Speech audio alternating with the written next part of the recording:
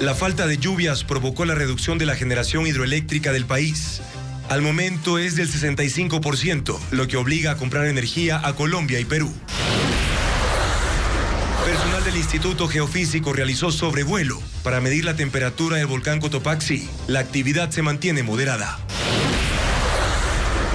Quedó aprobado el diseño de la papeleta que se usará para la consulta popular. Incluye los anexos de cada interrogante. 104.000 placas no han sido entregadas por la Agencia Metropolitana de Tránsito en Quito. La entidad aclara que las placas de papel siguen válidas. Se estrella avioneta que realizaba fumigación en una bananera de Santa Rosa en El Oro. El piloto murió calcinado. Buenas noches, hoy es viernes 23 de diciembre y les damos la bienvenida a una nueva emisión informativa aquí en Televistazo Estelar. Estas son las noticias más destacadas del día. Desde la próxima semana, Ecuador importará energía eléctrica del Perú. Así se sumará a la que importa de Colombia para suplir el déficit de generación interna. Las autoridades pusieron en marcha un plan de contingencia y aseguran que no habrá apagones. Francisco Garcés nos tiene los detalles.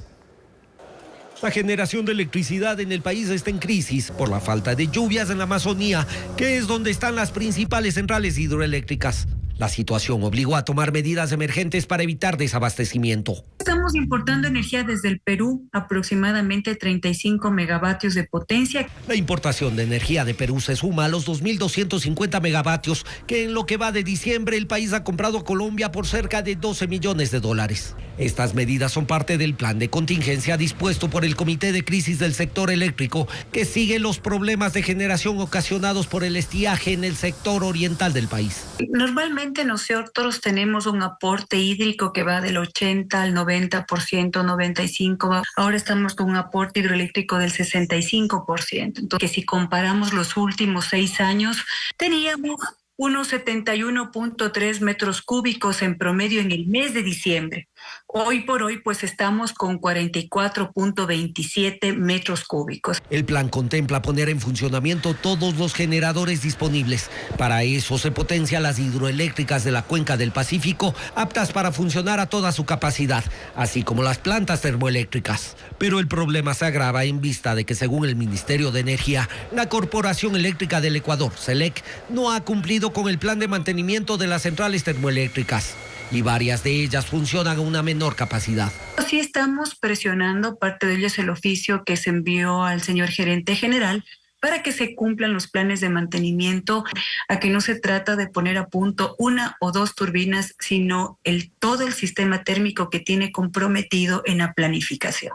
A eso se suma que CELEC tiene vigente un convenio que garantiza a Petroecuador una parte de la generación eléctrica del país que no se entrega al sistema nacional y que ahora el gobierno sugiere deshacer. Más bien ahora es imposible el poder desafectar ninguna turbina de nuestro sistema, puesto que más bien estamos tratando de recuperar la disponibilidad de la generación térmica. Este sábado CELEC tiene que entregar un plan de contingencia para aumentar la producción eléctrica y el Comité de Crisis seguirá a diario la situación. Según las previsiones, la crisis podría durar hasta finales de febrero, cuando se prevé que lleguen las lluvias al oriente ecuatoriano. El Instituto Geofísico indica que existe un incremento progresivo en la actividad del Cotopaxi. Sin embargo, se mantiene en un nivel moderado y la situación a mediano plazo es incierta por su naturaleza volcánica. Byron Gandino nos muestra los datos que difunde la entidad que está monitoreando al volcán. El Instituto Geofísico sobrevoló al volcán Cotopaxi para medir las temperaturas en el cráter, captó gases y un glaciar ennegrecido por la ceniza. El último informe de la entidad habla de un incremento progresivo de su actividad superficial e interna, con anomalías termales en el cráter cada vez más frecuentes. El coloso ha tenido una importante emisión de gases magmáticos y vapor de agua con carga baja de ceniza, que hoy llegaron hasta los 500 metros. El documento describe que se mantiene un nivel moderado, con tendencia ascendente, y aclara que la evolución de esta actividad a mediano plazo es incierta, debido a la naturaleza misma de los fenómenos volcánicos. Sin embargo, a corto plazo, días a semanas, el escenario más probable es que las emisiones de ceniza se repitan y o se intensifiquen sin mostrar signos precursores, pero sin llegar a los niveles observados en la erupción de 2015. El geofísico manifiesta que se mantendrá activo el sistema de vigilancia y llama a seguir con trabajos de prevención y mitigación de riesgos con los poblados en zonas cercanas y vulnerables por el volcán. El Ministerio del Ambiente informó además que al momento el Parque Nacional Cotopaxi permanece abierto a los visitantes. La Superintendencia de Bancos calificó al representante de la Central Unitaria de Trabajadores y deberá ahora notificar al Consejo Directivo del IES para posesionarlo como vocal, representante por los asegurados. Esta decisión ya es cuestionada por gremios de los trabajadores. Carla Delgado nos amplía. Tal parece que la disputa por la vocalía de los asegurados en el Consejo Directivo del IES podría terminar, luego de que la Superintendencia de Bancos acató la orden de un juez de Quevedo y calificó las candidaturas de Richard Gómez y Mercy Maldonado, quienes representan a la Central Unitaria de Trabajadores CUT. Esto ocurre tras 2 meses desde que el presidente Guillermo Lasso, mediante decreto ejecutivo, dispuso la renovación de los vocales de empleadores y trabajadores.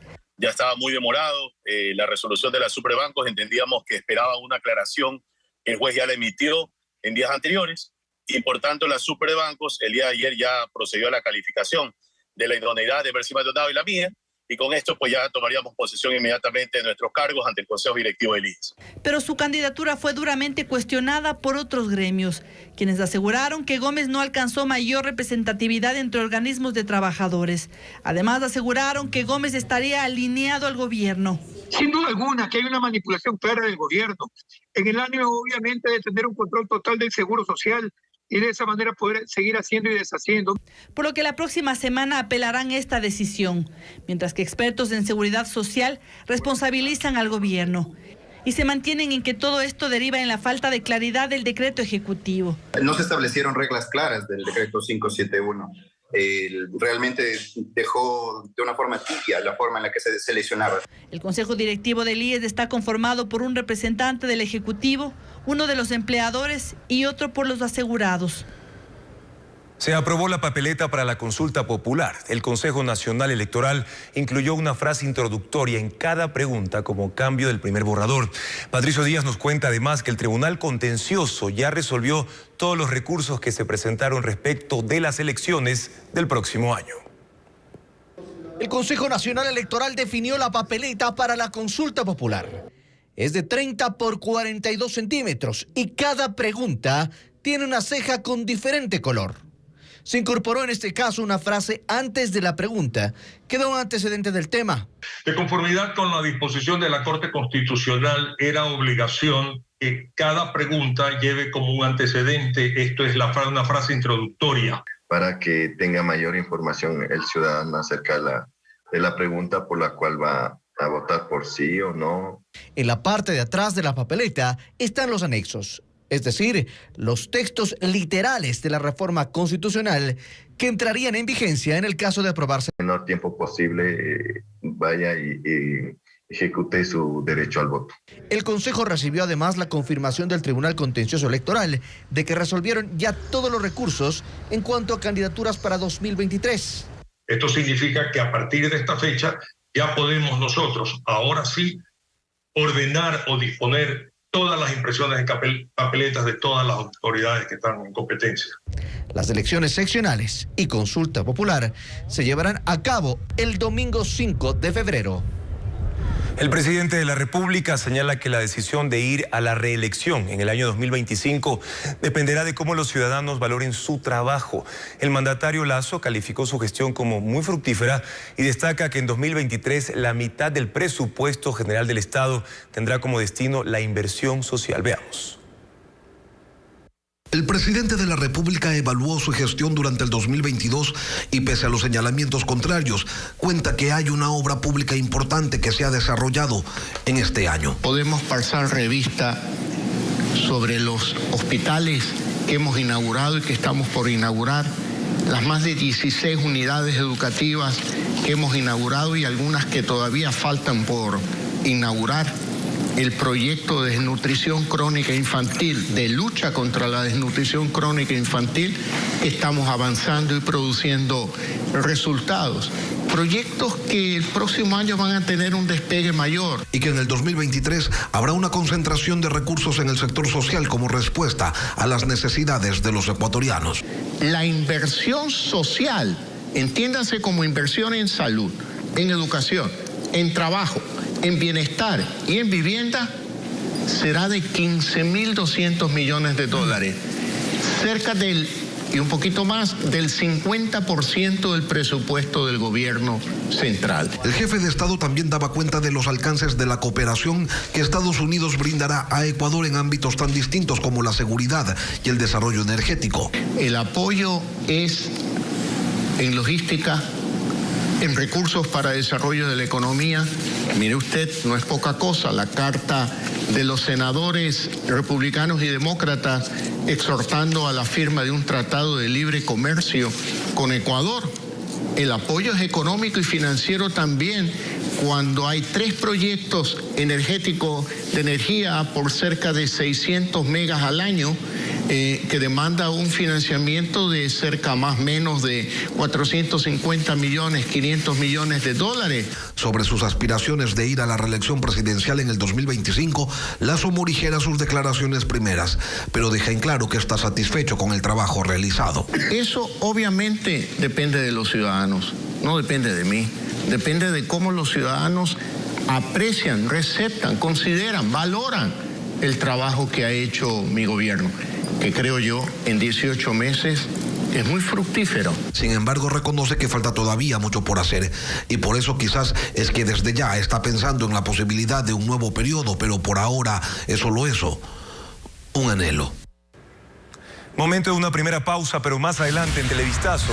Un piloto muere incinerado tras explosión de avioneta en Santa Rosa, en la provincia del Oro. La víctima apenas llevaba 3 días laborando en una empresa bananera como fumigador.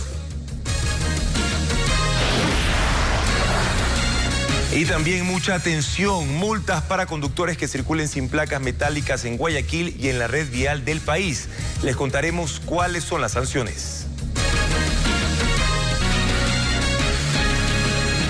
Seguimos informando. El piloto de una avioneta que realizaba fumigación en una bananera se accidentó y murió calcinado. El hombre tenía 3 días de elaborar en la empresa fumigadora. Nuestro corresponsal Fabricio Lapo informa que, según testigos, la avioneta volaba muy bajo y se estrelló contra la montaña. Una avioneta que realizaba labores de fumigación en una bananera en el sector de Bella María, en la ciudad de Santa Rosa, se estrelló en una montaña. Del impacto, la nave se incendió y el piloto murió calcinado. Los habitantes de la zona dicen que la avioneta volaba muy bajo y luego escucharon el estruendo. Marco Becerra, encargado de la finca donde se realizaba la fumigación, indicó que la víctima recién hace 3 días habría ingresado a laborar en el sector. El segundo vuelo que él hacía, él cogió muy recto a la montaña. Como ustedes ven, ahí donde son las canteras que usted ve de acá, ahí nomás siempre dan a mano, bueno, viniendo de allá, a mano derecha dan la vuelta los pilotos, pero él se vino recto. En el sitio, los equipos de socorro encontraron el tren delantero, la hélice y otras piezas de la avioneta esparcidas e incineradas. Andrés Romero, jefe del Cuerpo de Bomberos de Santa Rosa, dijo que la zona es de difícil acceso y complica las labores de rescate. Avanzaron 2 unidades nosotros, ambulancia y contraincendio. Momento de llegar los compañeros, pues tuvieron que caminar aproximadamente unos 30 minutos para poder llegar y verificar, porque se encontraba calcinado el cuerpo y se encontraba la avioneta también pues en estado destruida, ¿no? La víctima fue identificada como Juan Carlos Mejía, de 28 años de edad, oriundo de Puyo, quien deja 2 hijos en la orfandad. Agentes de la policía custodiaban la zona hasta que personal de accidentes aéreos llegue a realizar las investigaciones correspondientes para determinar las causas del accidente. Filas interminables de usuarios que buscaban las placas metálicas se generaron en la delegación de la Agencia Metropolitana de Tránsito en el sector del Bicentenario, en el norte de Quito. Fabiola Santana informa que la avalancha de usuarios se dio luego de un anuncio de la Agencia Nacional de Tránsito. Veamos. La cantidad de usuarios que se volcó a las dependencias de la Agencia Metropolitana de Tránsito del Bicentenario era incalculable.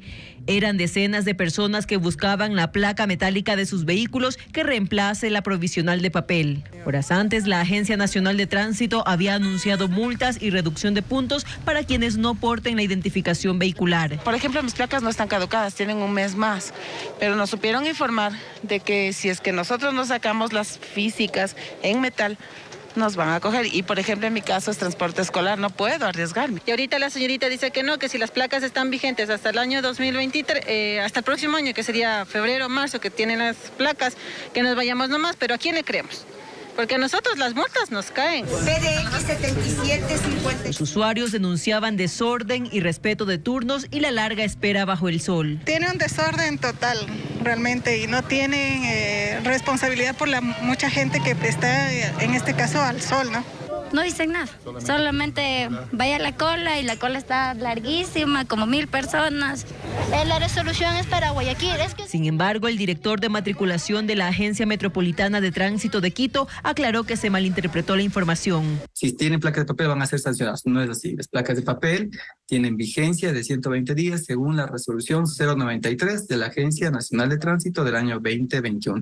Entonces, con eso lo que exhortamos a la ciudadanía que mantenga la calma. En Quito, la MT ha entregado 60.000 placas y le resta 104.500.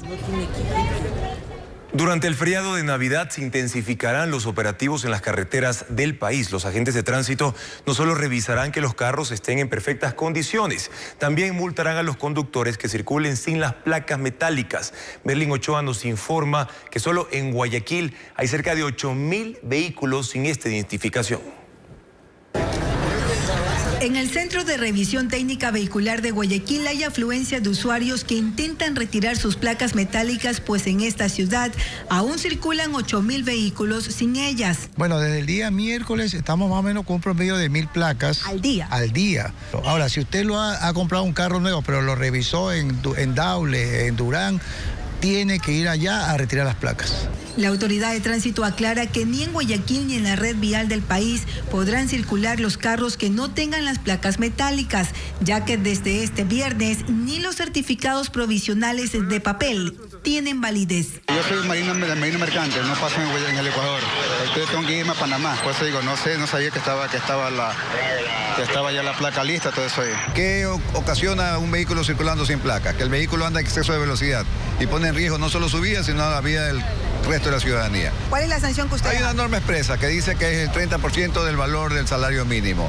Es $127. Según la Autoridad de Tránsito, los operativos también se intensificarán en todas las terminales terrestres del país, desde donde no van a poder salir los buses interprovinciales e intercantonales que registren problemas. Estamos controlando el tema de llantas, por ejemplo, para evitar que suceda un reventón en la carretera y que ocurra un accidente grave. El tema de mecánico de los vehículos, para que los vehículos no se queden botados en las carreteras, y el tema de los conductores que estén debidamente habilitados con todos sus documentos. Y menciona además que está desplazado todo el contingente humano y equipos tecnológicos para, entre otras cosas, evitar que se registren mortales accidentes de tránsito. Todo el contingente humano de la CTE, que son 4.500 uniformados.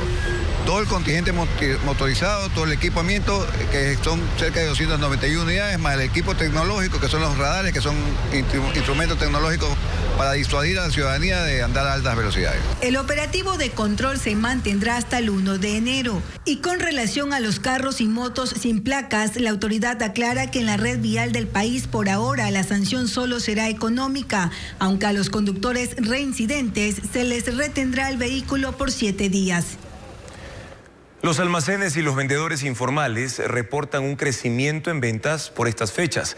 Desde la Cámara de Comercio aseguran que el Mundial de Fútbol dinamizó la economía en el último trimestre del año. Carla Delgado amplía la información.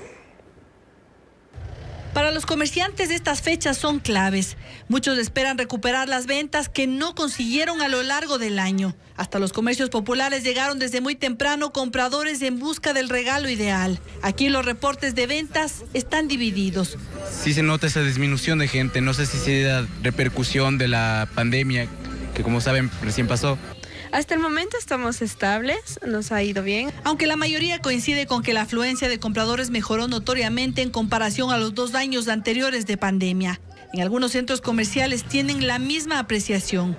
Este año, de verdad, la temporada se ha notado un poco más activa. La economía está un poco más alta, las ventas, gracias a Dios, han mejorado bastante. Sí están bien, están movidas. Carlos Loaiza, presidente de la Cámara de Comercio de Quito, asegura que el Mundial de Fútbol dinamizó la economía el último trimestre del año y la llegada de festividades no ha sido la excepción. Bueno, las proyecciones que tenemos hablan de que este año las ventas del sector privado serán superiores en un 12% a las ventas del año anterior. Eso también aplicaría para el mes de diciembre. Detalla los artículos que más se han comercializado.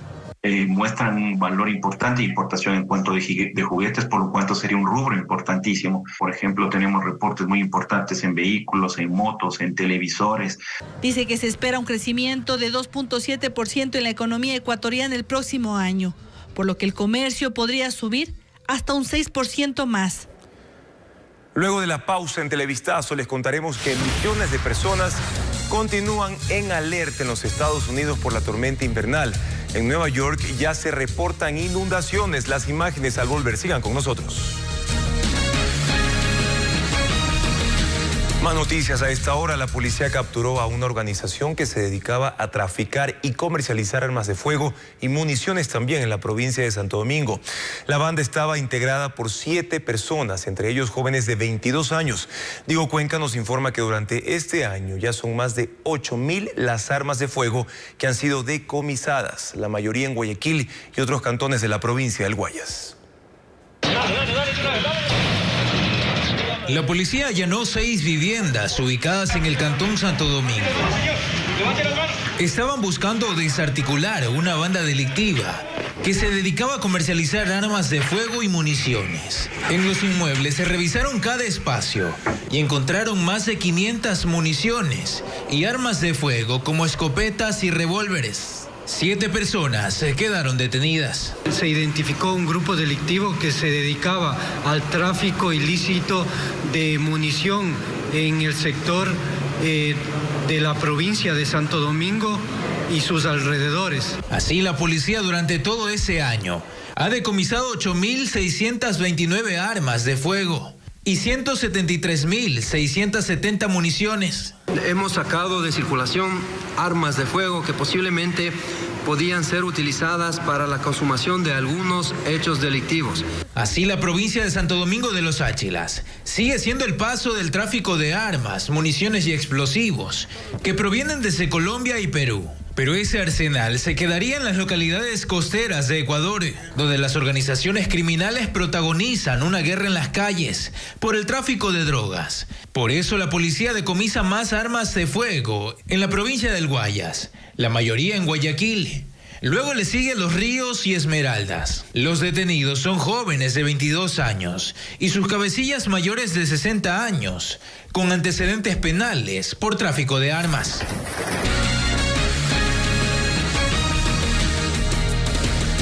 El abuso de las acciones de protección afecta también a las instituciones públicas. La Superintendencia de Poder de Mercado enfrenta 3 de estos recursos que le impiden, por ejemplo, sancionar empresas que se habrían aliado para ganar concursos públicos en un presunto delito de colusión. Patricio Díaz con el tema. En la Superintendencia de Control de Mercado hay preocupación. Varias acciones de protección han afectado sus decisiones. Uno de esos recursos, por ejemplo, suspendió una sanción de $176.000 a 5 empresas que en un proceso de compra de insumos médicos para hospitales públicos habrían supuestamente intercambiado información que benefició a una de ellas en ese concurso. Si es que están de acuerdo, si es que comparten información, pues sabrán en qué rangos pueden moverse. Y lo que hemos identificado de estos procesos es que había bajas muy mínimas, no significativas, pero que terminaban justamente en beneficiar a alguna de estas empresas. Después de allanamientos y recopilación de pruebas, se identificó que estas empresas participaron en al menos 63 procesos de contratación durante 8 años, con un monto adjudicado de $2.2 millones. 3 que pertenecen a un mismo grupo económico y 2 totalmente separadas. Pero no es todo. Según la Superintendencia de Control de Mercado, implementaron un sistema informático con el que llevaban registro de la información que compartían. Incluso en un allanamiento se habría encontrado un cuaderno en el que se detallaban las pujas que iban a presentar sus competidores directos. Y llegamos pues a tener 43 elementos de prueba dura que nos hacían entender, nos hacían verificar que ha habido un proceso colusorio. ¿Qué es un proceso colusorio? Es básicamente que las empresas se ponen de acuerdo. Sin embargo, estas empresas presentaron 2 acciones de protección que, según la Superintendencia de Control, les dejan inquietudes. Las empresas pueden considerar que no es ni siquiera necesario defenderse acá, porque luego en una acción de protección podrían obtener los resultados que ellos buscan, nulitar nuestro trabajo. El temor a nuevos recursos de este tipo mantiene en alerta a la superintendencia. La Federación Nacional de Abogados del Ecuador exhorta al Consejo de Participación para que no demore más en el nombramiento del titular de la Judicatura. Hoy se reunió el Pleno, decidió que los 3 jueces que conforman la terna cumplen con los requisitos y por eso convocó a presentar impugnaciones hasta el 29 de diciembre. Nos informa Jacqueline Rodas. El Consejo de la Judicatura lleva más de 10 meses sin presidente titular y luego de varias pugnas entre instituciones, hay expectativa por el resultado de la 4ª y última terna enviada por la Corte Nacional de Justicia. Ante esta demora, la Federación Nacional de Abogados del Ecuador tomó resoluciones y envió un oficio a Hernán Ulloa, indicando que la entidad está profundamente preocupada que está anquilosado y acéfalo el órgano administrativo de justicia, y han decidido solicitar y exigir al Consejo de Participación Ciudadana, a efecto que de forma inmediata proceda a nombrar al titular que ocupará la presidencia del Consejo de la Judicatura. Ángel Horna es el secretario de la Federación. Nosotros queremos que exista ya un presidente legítimo del Consejo de la Judicatura que precisamente cumpla cabalidad. Porque entonces nosotros los ecuatorianos vamos a seguir con el mismo problema, el uso y abuso de las garantías jurisdiccionales, el tema de las medidas cautelares, porque resulta de que los jueces están actuando de manera corrupta, hay que decirlo, porque precisamente no hay el ente que garantice precisamente un control disciplinario o no actúe en derecho frente a estas acciones. El pasado miércoles el Pleno del Consejo de Participación debía reunirse para conocer el informe de cumplimiento de requisitos de los 3 jueces de la Corte Nacional que conforman la terna, pero se pospuso. Sesionaron este viernes, aprobaron el informe y convocaron a escrutinio público. Se podrá presentar impugnaciones entre el 27 y 29 de diciembre. Ecuador cierra con una tasa de desempleo del 3.8%. Es decir, esta cifra descendió menos del 1% en relación al año anterior. Los indicadores laborales del INEC también muestran un leve aumento del empleo adecuado o empleo pleno. Fabiola Santana entrevistó al ministro del Trabajo y tiene sus impresiones. Este jueves el INEC publicó la encuesta nacional de empleo, desempleo y subempleo con corte a noviembre de 2022. En ella revela que el empleo pleno subió de un 33.7% al 35.6%. Es decir, ahora hay 124,000 trabajadores más con remuneración mínima del salario básico y 40 horas de trabajo, mientras que el desempleo bajó de una tasa del 4.4% al 3.8%. Cifras que no demuestran una real mejora en la situación laboral ecuatoriana, dijo el representante de los trabajadores en el Consejo de Salarios. Las cifras de desempleo siguen bordeando entre el 63 al 65%. Esto se debe principalmente a la ausencia de política pública, de acciones del Estado para fomentar la empleabilidad en el Ecuador, que es lo importante. Según la encuesta, el subempleo bajó del 24.5% al 22.9%. El 51% de las personas con empleo se ubican en la informalidad, lo que se evidencia en las calles de Quito. Pues no hay empleo y encima que ni dejan ahí vender en la calle. Igual mi esposo no tiene empleo, nada. Ilegalmente bastante nuestros familiares, nuestros vecinos han ido por lo que no dejan trabajar, no hay trabajo, no hay empleo. Una de las deudas del Ejecutivo y Legislativo sigue siendo las reformas laborales. La Asamblea no activó a través de la calificación del proyecto que contenía temas laborales presentadas por el presidente Guillermo Lasso el 24 de septiembre del año pasado. Por lo que asegura su gestión ha estado limitada a acuerdos ministeriales. Para activar la facilitación de contratos. Por ahora, el único beneficio en el que coincide el gobierno y el sector trabajador es el incremento del salario básico en $25 para 2023. Los fieles católicos en los cantones de Cuenca y Durán se preparan para congregarse nuevamente en 2 peregrinaciones por la celebración del nacimiento de Jesús. El pase del niño viajero y la caminata por el Divino Niño se cumplirán en ambas ciudades tras haberse suspendido 2 años debido a la pandemia. Luego de 2 años, los devotos del pase del niño viajero volverán a vivir esta tradicional procesión que recorre las principales calles de Cuenca en Azuay y que se realiza cada 24 de diciembre desde hace 60 años.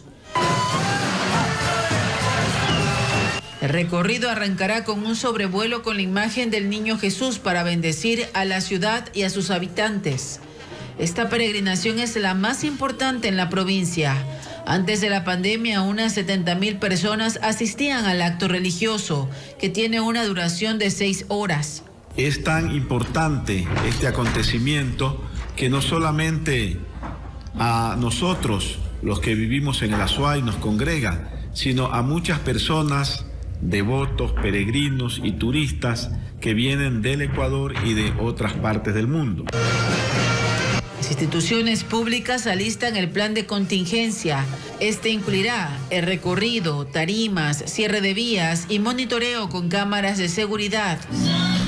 También en el cantón Durán, en Guayas, se prepara todo para la procesión del Divino Niño Jesús.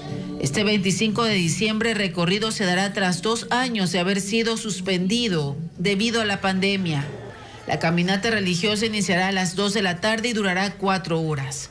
Culmina con una misa campal en el Santuario del Divino Niño a las 18 horas.